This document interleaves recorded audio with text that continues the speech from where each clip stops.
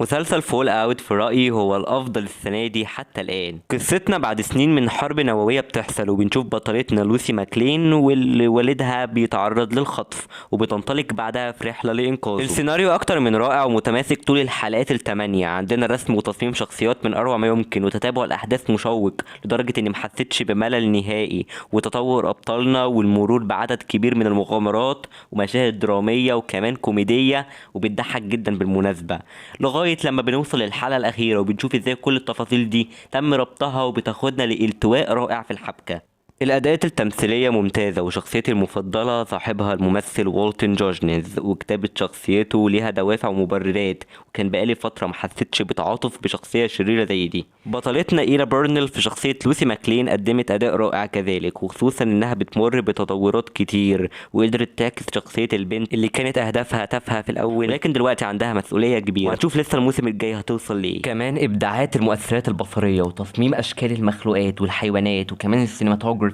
والألوان والكادرات المميزة، وعناصر تانية زي المونتاج والمكياج والأزياء والمؤثرات الصوتية ومشاهد الأكشن. مشكلتي الوحيدة هي جغرافيا المسلسل، لأنها مش بتوضح التعقيدات لرحلة الأماكن اللي أبطالنا بتروحها، وتحس إنها غرف جنب بعض ومفيش تفرقة بينهم. تقييم النهائي 9/10.